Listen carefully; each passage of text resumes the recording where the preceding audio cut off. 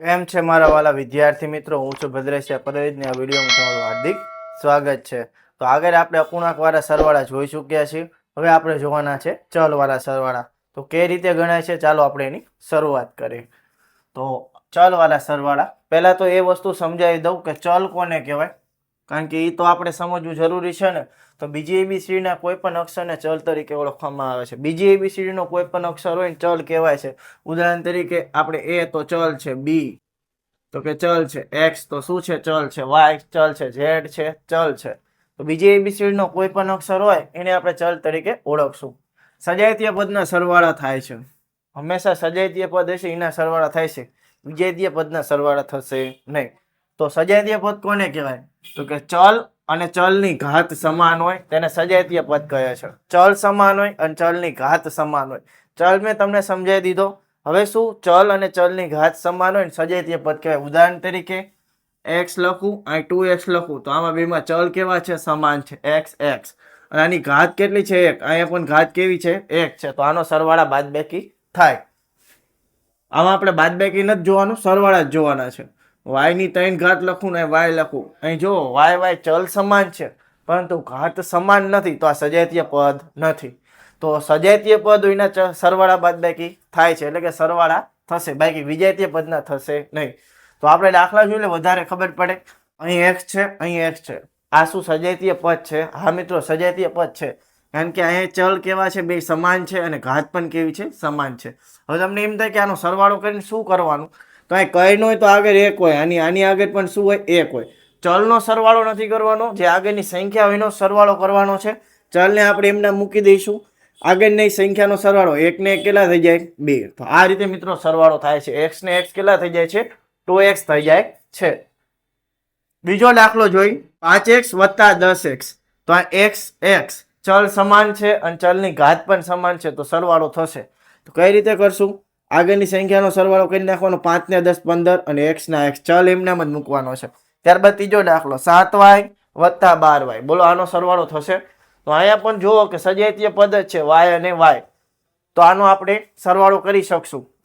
તો પહેલા તો આપણે 7 અને 12 નો કરી નાખશું, 7 ને 12 19 અને y ના y. ત્યારબાદ ચોથો દાખલો, 5x નો વર્ગ વત્તા 7x નો વર્ગ. અહીં જુઓ ચલ સમાન છે, ચલની ઘાત સમાન છે, તો સજાતીય પદ છે, તો સરવાળો થશે. તો આગળની સંખ્યાનો સરવાળો કરવાનો, 5 ને 7 કેટલા થઈ જાય? 12. ચલને આપણે એમનામ જ મૂકી દેવાનો છે. પાંચમો દાખલો, 12x નો ઘન વત્તા 7x નો વર્ગ.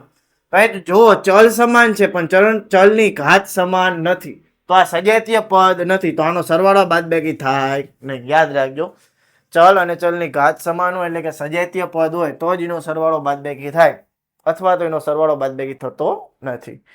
છઠ્ઠો દાખલો, 20x વત્તા 30x વત્તા 40x નો વર્ગ.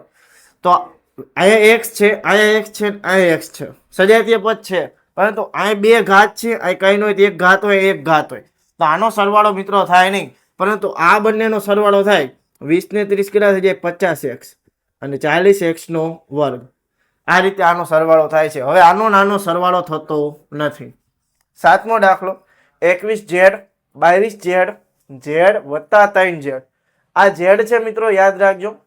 હવે જો અહીં z છે, અહીં z છે, અહીં z છે, અહીં z છે, તો ટૂંકમાં સજાતીય પદ છે અને ઘાત પણ કેવી છે? સમાન છે. તો આગળની શું થાય? સંખ્યાનો સરવાળો થાય છે.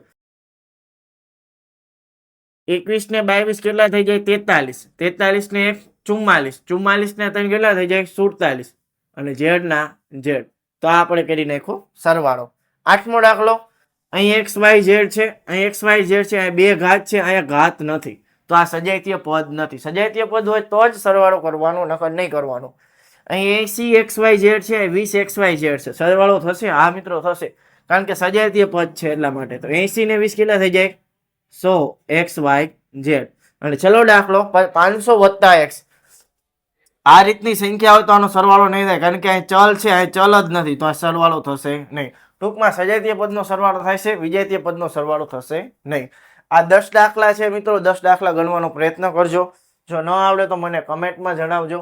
તો આ હતા મિત્રો ચલવાળા સરવાળા, એકદમ સહેલા જ હોય છે, ઘણી બધી પરીક્ષામાં પૂછાતા હોય છે અને તમને કેટલીક વારમાં ડાઉટ હોય છે, જે ડાઉટ હવે ક્લિયર થઈ જશે.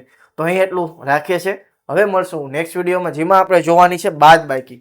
બાદબાકી આપણે સાદી બાદબાકી, દસકાવાળી બાદબાકી, પોઈન્ટવાળી, અપૂર્ણાંકવાળી, આ બધી બાદબાકીના પ્રકારો આપણે નેક્સ્ટ વિડીયોમાં જોવાના છે. તો જો વિડીયોમાં મજા આવી હોય તો વિડીયોને લાઈક, ચેનલને સબસ્ક્રાઈબ અને વિડીયોને શેર કરવાનું ભૂલતા નહીં. તો ચાલો બાય, જય હિન્દ, જય ભારત.